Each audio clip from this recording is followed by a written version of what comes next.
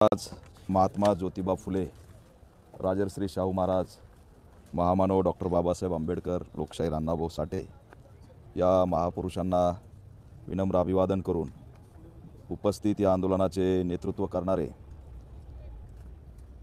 हबप तुकाराम बाबा महाराज आणि चाकूरकर साहेब हे सुद्धा या ठिकाणी उपस्थित आहेत। माझ्या संघटनेचे सर्व महाराष्ट्र आणि नाशिकचे पदाधिकारी आणि उपोषणाला बसलेले आमचे प्रशिक्षणार्थी विक्रम पावरा, नारायण कापडी, दीपक येडे, संजय खेडके, जयसिंग वळवी, विशाल जाधव, अविनाश नागरे, सबेरा तडवी आणि ज्यांचा आग्रह होता की आपण आले पाहिजेत असे आमच्या रेणाताई पहुरकर हे सर्वच उपोषण करते आणि सर्व बेरोजगार विद्यार्थी बांधवांनो, आपल्या सर्वांना या ठिकाणी मी नमस्कार करतो, जय भीम करतो, जय शिवराय करतो। अतिशय धक्कादायक आहे की योजना मतासाठी बनवल्या जातात।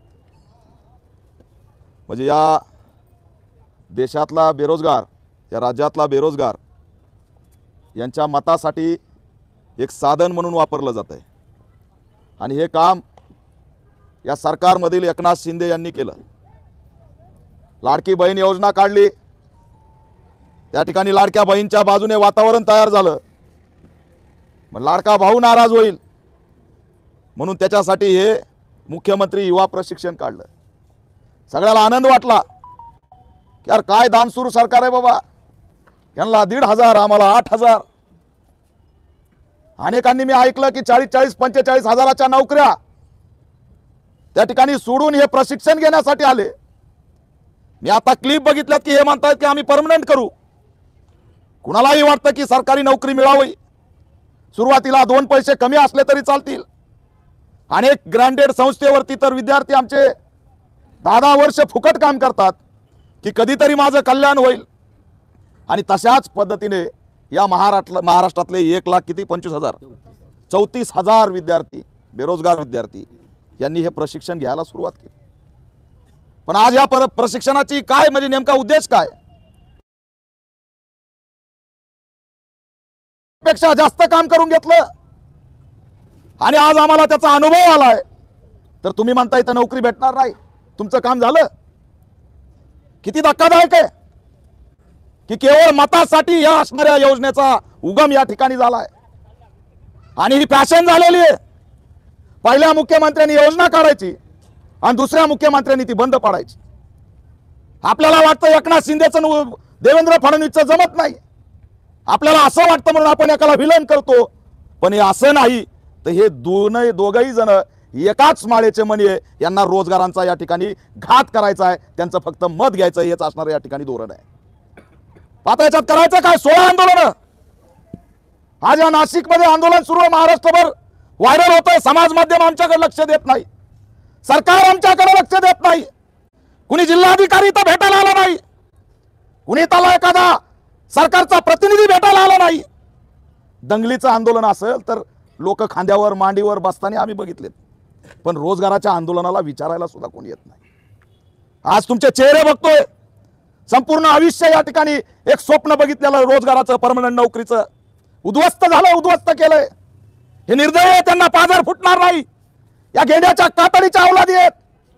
खुशाल मीडियामध्ये म्हणतात की आम्ही परमनंट जॉब देऊ, हे प्रशिक्षण झाल्यावर नोकरी देऊ, आणि आता पलटी मारताय की आम्ही असं बोललोच नव्हतो। अरे तुमच्यात जर दम असता तर तुम्ही निवडणुकीच्या आधी सांगायचं की आम्ही परमनंट करणार नाही, तुमची सत्ता आल्यावर कशी काय सांगितलं?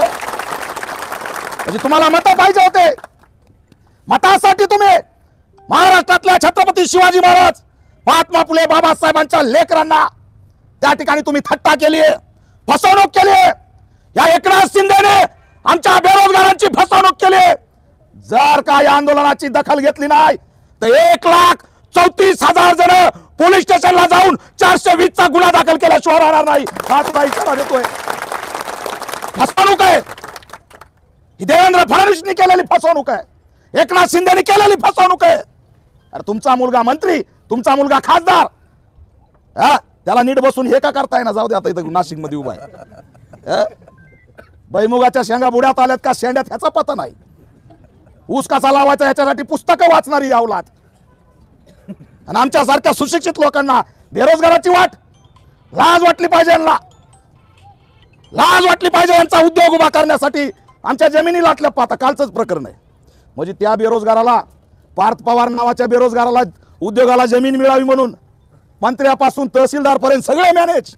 500 रुपयात 40 एकर जमीन. वर पठ्ठे कमून नेपाळ घालायचं नाही. अरे इथं नेपाळला वेगळं होईल. त्यांना मी इशारा देतोय, नादी लागू नका. बेरोजगारांची थट्टा योग्य नाही. आज या लेकराचा उभा रे बाळा, काय नाव,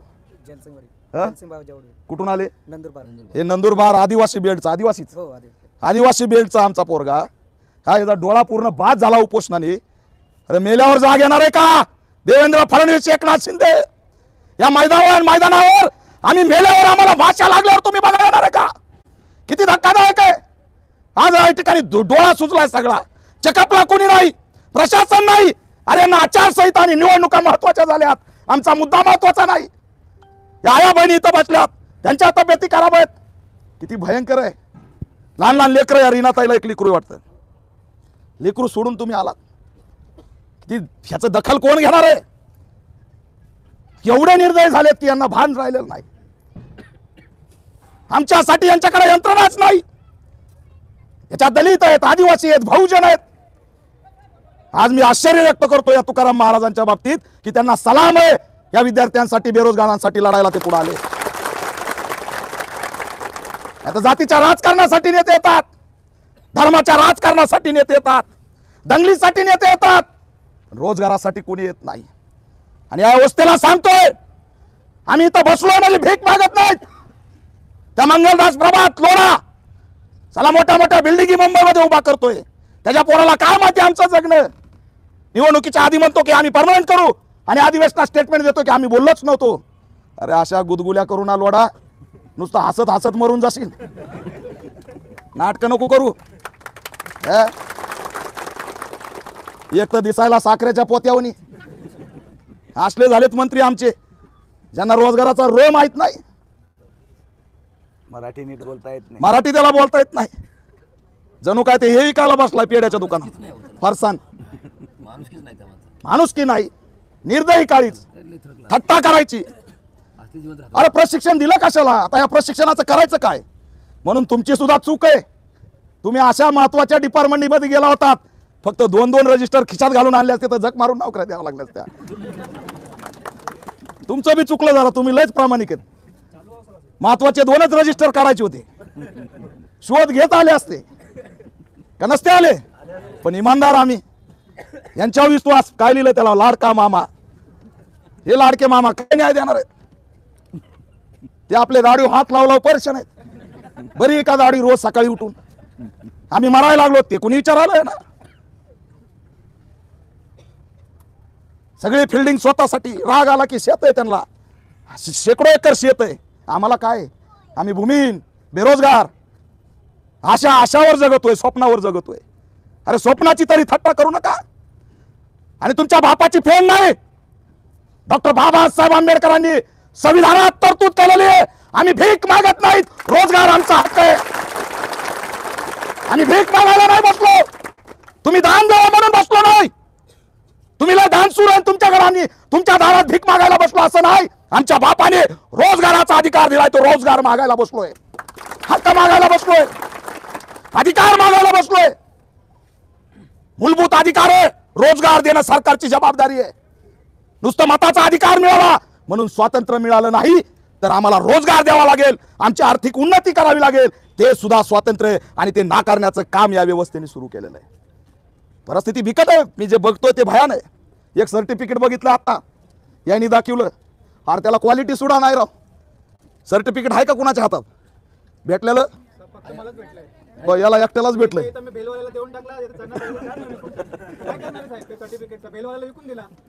सर्टिफिकेट दिलंय. अरे या सर्टिफिकेट पेक्षा ते उद्योग आधारचं सर्टिफिकेट तरी बरं आहे.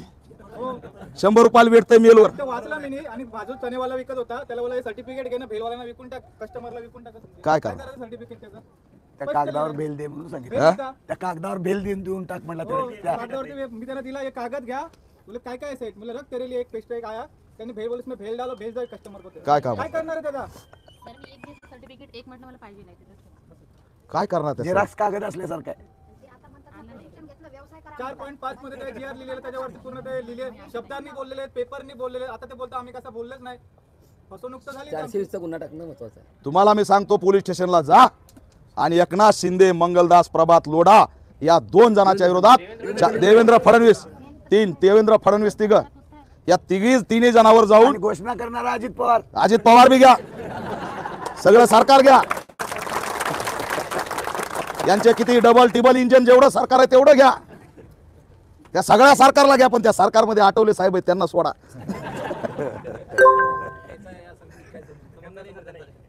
नाही माझा काय, ह्या सगळ्या इंजिनच्या विरोधात तुमचा अर्ज बनतोय.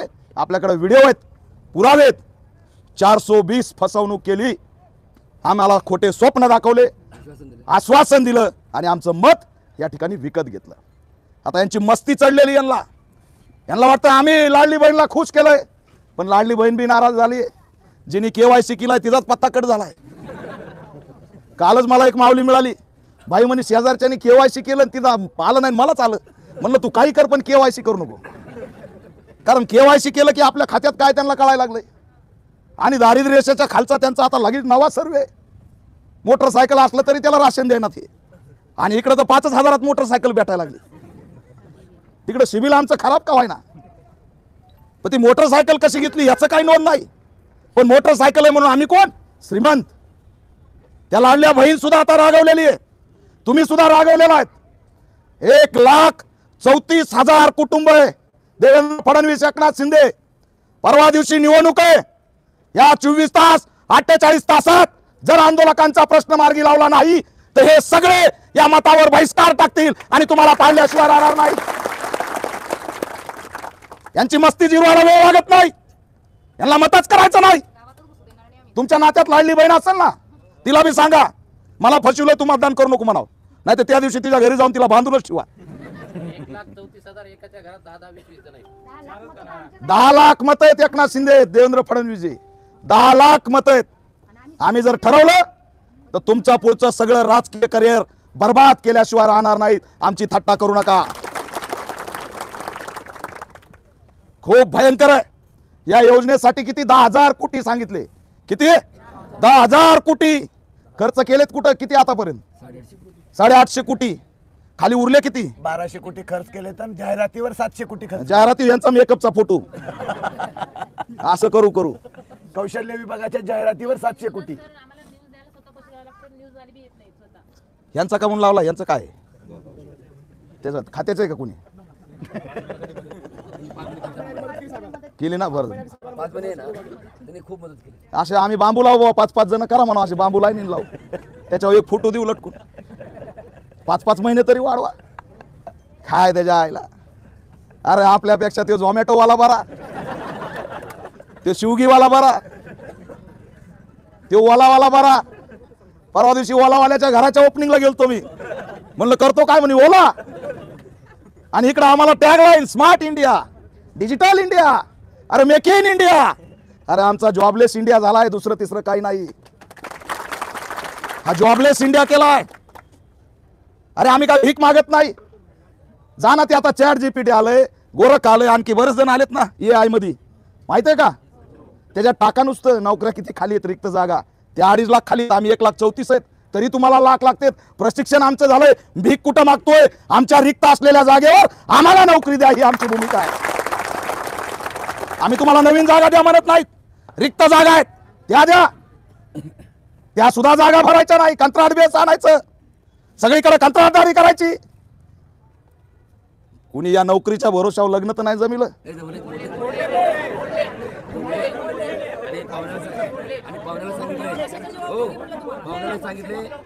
पाहुण्याला जाऊन एकनाथ शिंदेचा व्हिडिओ दाखवला असेल, त्या गुदगुल्या गुलाबजामुन लोडाचा दाखवला असेल. परमनंट करू, पाहुण्याने दिली पोरगी,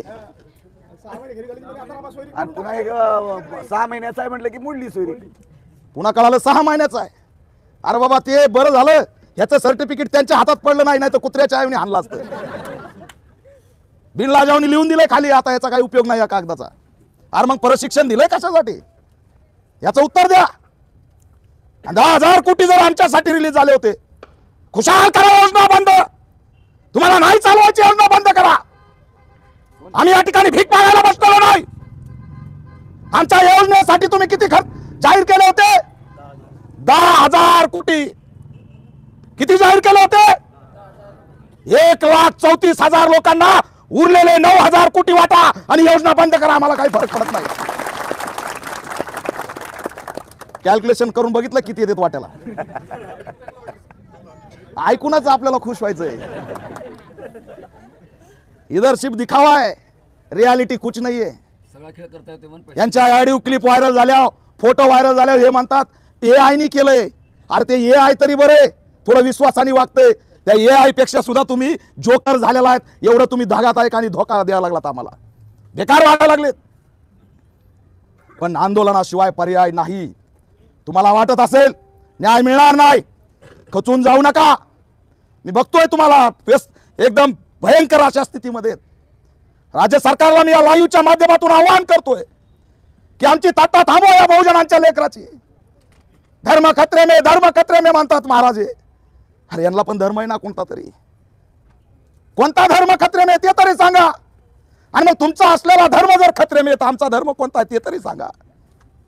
फक्त जातीसाठी धर्मासाठी भांडण लावता, मतं मिळवता, सत्याची पोळी भाजता, भ्रष्टाचार करता, लुटमार करता, पोरांना जमिनी मिळवता, उद्योग स्वतःचे उभे करता. 70,000 कोटी, 50,000 कोटी, यार काय आकडा आहे. आणि आमचा माणूस म्हणतोय की तुमच्या घरामध्ये स्वयंपाक करणारी आमची एखादी बहीण असेल, तिचा पगार किती आणि आमचा पगार किती हे तरी सांगा. 6,000 रुपये देत असतात का हो? 8,000 रुपये देत असतात का हो? अरे देशात बाबासाहेबांचा कायदा आहे, समान वेतन. त्याचं धोरण तरी तुम्ही राबवलं का? किमान वेतन, समान वेतन धोरण तुम्ही राबवलं का? आज तुम्ही लढताय, संघर्ष करताय, पण याची जाणीव सुद्धा कुणाला नाही. म्हणून मी तुम्हाला सांगत असतो, पण तुम्ही ऐकत नाहीत. किती रुपये लागले तुम्हाला हे सगळे 16 आंदोलन करायला? या जायला पैसे लागत असतील ना? किती किती रुपये गेले? अरे बाबा किती रुपये गेले एक जणाचे? एक जणाचे किती गेले? बर नोकरी भेटली तर पगार किती भेटणार आहे? एकाला 10,000 भेटणार आहे. ठीक आहे. आणि किती वर्ष करायची? हो. हा 11 महिने करायची? नाही नाही, आयुष्यभर म्हणतोय ना मी. आम्हाला प्रशिक्षण दिले आता कायमस्वरूपी. थांबा थांबा थांबा, मी तिकडे येतो. अरे थांबा ना बाबा. 58 वर्ष नोकरी करायची आणि त्याच्यानंतर रिटायरमेंट मिळणार की नाही तो वेगळा भाग. बरोबर आहे. पण या हे जे भरत शेठ गोगावलेत, हे भरत शेठ गोगावले, यांना किती रुपयाची नोकरी मिळाली? महिन्याला पगार किती यांना? हा व्यवस्था किती आहे त्यांची शासकीय? रिटायरमेंट किती आहे? आणि नोकरी मिळवण्यासाठी त्या फॉर्मची किंमत किती आहे? हा 10,000च आहे ना. आणि नोकरी किती वर्ष आहे? 5 वर्ष आहे. आता यांना सांगून जाताना की बाबा हो जर नाटकं केले तर 1,00,000 रुपये घातलेत नोकरी मिळवण्यासाठी. पुढच्या 5 वर्षाची नोकरी 288 जागासाठी 1,34,000 फॉर्म आम्ही निवडणुकीला येणाऱ्या भरणार. तुमचं EVM कसं टिकतंय ते बी बघू आम्ही. टिकल का EVM? कुठून आणते एवढं बॅलेट पेपर? तुम्हाला कोणी म्हणलंय का निवडणुका लढू नका? मग कशासाठी थांबलात? अरे असले बसले तर काहीच नाही देणार ना. कळालं का मी काय म्हणतोय? 1,00,000 इथं घातलेत ना, तिथं फक्त 10च घालायचे. ज्याचं गाव मोठं त्याचा आमदार. संपला खेळ. सगळे प्रस्थापित घराणेशाहीवाले गुलाबजामुन विकायला मोकळे. हे आपल्या मानसिक गुलामीमुळे व्हायला लागले. लक्षात ठेवा. तुम्हाला जागं व्हावं लागेल. बाबासाहेबांनी तुम्हाला सक्षम केलंय. मताचा अधिकार दिला, निवडणूक लढवण्याचा अधिकार दिला, पण आम्ही मुख्य प्रवाहामध्ये येतच नाही. आणि म्हणून आजपासून एक लक्षात ठेवा, या राज्य सरकारला सुद्धा आवाहन करतोय की या 1,34,000 विद्यार्थ्यांचे चेहरे आज निराशेच्या वाटेवर आहेत. ते मानसिक तणावात आहेत. त्यांचं संपूर्ण आयुष्य उद्ध्वस्त झालेलं आहे. आणि म्हणून माजी मुख्यमंत्री, आताच्या मुख्यमंत्र्यांनी दखल घ्यावी. आणि जर का या 1,34,000 विद्यार्थ्यातल्या एकाही जणाच्या केसाला धक्का लागला, हे आंदोलन करताना काही झालं, कुणी जर चिठ्ठी लिहून द्या काही केलं, तर या राज्य सरकारला हा महाराष्ट्र सोडणार नाही. हा इशारा सुद्धा इथून देतोय. तात्काळ यांनी दखल घेतली पाहिजे.